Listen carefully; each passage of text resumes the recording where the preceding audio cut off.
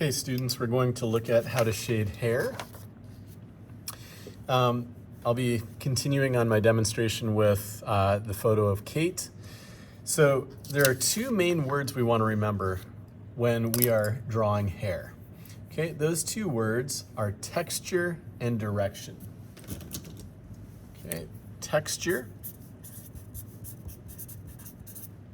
and direction. What that means is hair, unlike skin, has a texture that we want to accentuate. Okay, texture being the individual hairs. Secondly, direction. Hair moves in a specific direction, and so we want to show that direction in our shading. For instance, up here at the top of her hair where it pulls into this bow, her hair is swooping over into that bow. On the sides, it's draping down vertically. In the bangs, it's draping down vertically. We need to pay specific attention to the direction of the hair in order to get our hair drawing to look like hair. Once we get our marks laid in, we're then going to use our kneadable eraser, okay, the gray eraser that you have, and we'll start to pull in some highlights, and we can also use the pink eraser to help with that as well. To begin, like we always do, I started by laying in a foundation of B, and I've done that beforehand here just to save a little bit of time. So all of the hair has an even coat of B. Just like I did in the skin, the B is just a smooth value without any real directional marks. As I move into the 2B, which is what I'll use next, okay, 2B next, I'm going to start making more directional marks. Now, you'll notice that I'm using this piece of paper. I'm using it so that my hand rests on the paper rather than resting on all this beautiful shading that we've done, because I will end up smudging that and smearing all of that work. So I'm gonna just grab a blank piece of paper. It can be copy paper, it could be a piece of paper from your sketchbook, okay? If you're wearing white sleeves, long sleeves, you wanna roll those up so that you don't get graphite all over your arms. And now what I'm looking for is specifically shadow areas. I'm gonna work over on this left-hand side, specifically right in this area. I'm gonna start by laying in these shadows and down here at the curl of the hair. All right, so I've already drawn in some of the value map there. And so now I'm using more of the point of the pencil. And I am really looking at the photograph, trying to see where these directional marks are laying in.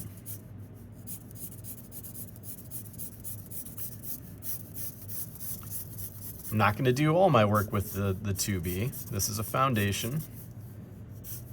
And for those of you that have darker hair, you're going to have to make sure, you remember that we have several pencils that we can use. 2B, 4B, 6B. And for this, we will most likely employ the 6B, especially for people with dark hair.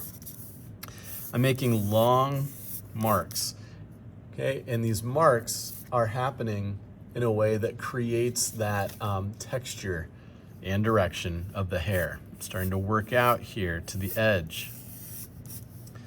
Okay, where the hair gathers over here on the far left, there's kind of a cluster of dark, and that's what allows this brighter part of the hair to pop out. Now I am trying to pay attention to where my highlights are so that I can leave those areas a little lighter, which will allow me to erase less when the time comes for that. This is not about drawing every individual hair. It's about indicating what's happening within the hair. Okay, and what I mean by that is I'm trying to show those two words, texture and direction, how the hair drapes, how it flows.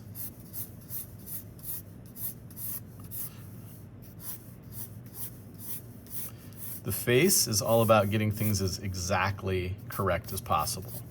The hair is about creating enough information that is believable without distracting from the face. You can see I've started to use the point of the 2B a little bit more, and that's allowing me to build up a little more texture.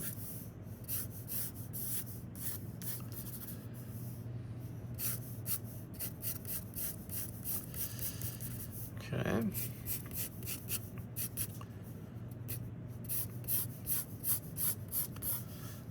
And now there's a really dark shadow over here along the neck and jawline. So I'm gonna get back to the side of my pencil with 2B and build up that value, because that's definitely gonna require some 4B and some 6B.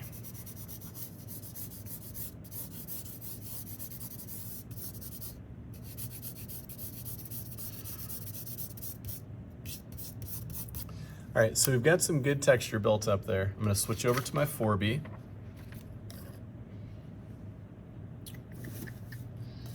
Okay. And now I'm gonna come in and look for my darkest areas. So right here I've got dark, definitely have dark down in here, in this area, looking for these really deep shadows. And I, kind of like I'm doing right now, I recommend you work in zones. Rather than trying to get all the hair done all at once, work in zones. So the zone I'm working in is the left side of the head.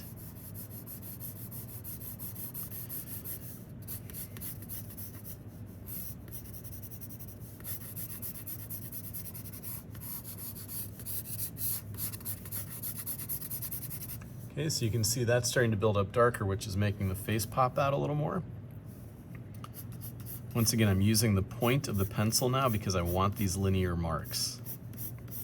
I want lines because hair is made of lines. Again, that word texture. I'm kind of flicking the pencil as I draw, allowing the initial mark that I make to be a little darker and thicker, and then as the pencil line moves out, it becomes a little lighter and thinner.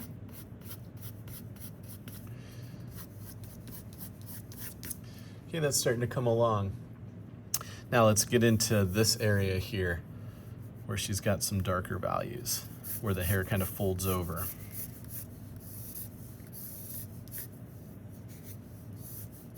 So hair is a very accumulative process. We build up the hair. We build up these marks, but we've got to stay observant and engaged the whole time.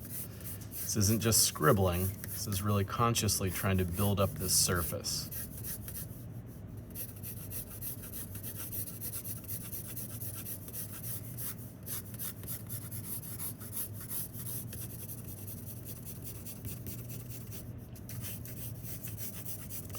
Okay, and then there's a dark shadow over here. Now I'm gonna have to sharpen my pencil pretty soon because I'm using soft graphite and it's getting rubbed down from so much use. All right, but that's looking really good. See how that's starting to come along? Especially if I block out the unfinished areas. Now, this is gonna be a highlight here and here. Okay, and I'm gonna pull in some highlights through here. So before I do that, I'm just gonna lay in a little more 4B. So I have something to erase into without pulling my hair to pure white. All right, now I'm gonna come in with my kneadable eraser.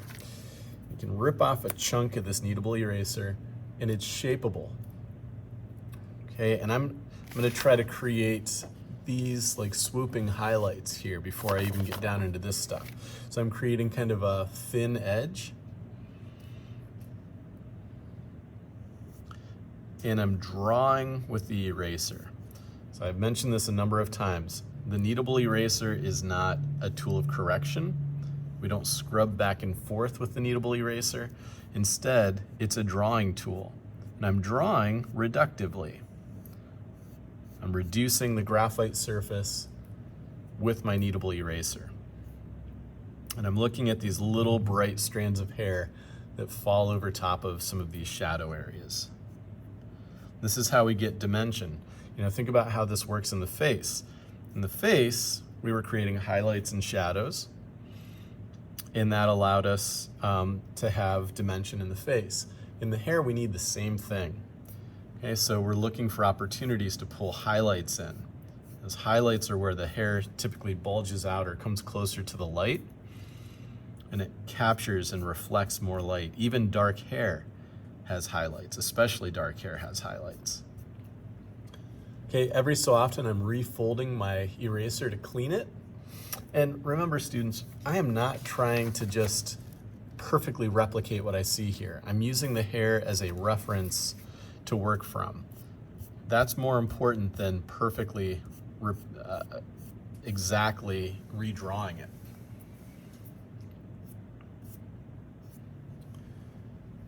Okay. If it's a nose or a mouth or eyes, we want to try to get that as perfect as possible. With the hair, we want to try to create the feeling of it. Okay, now if you have dark hair, this is where you'd want to switch over to the 6B. I'm going to continue working with the 4B because Kate's hair is blonde, and so we don't need to get quite as dark. But now I'm taking that pencil and I'm working around these highlights, darkening areas that need to get a little darker like this shadow does. Okay, but I'm paying attention to the highlights I've created so I don't obliterate those. Sometimes I'm gonna work right along the highlight to define it a little bit more. So try to sharpen up the edge of the highlight.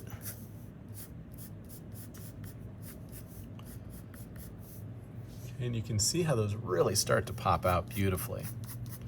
So we're adding, we're reducing, we're adding, we're reducing. Okay, so that's that side of the hair. I think it's all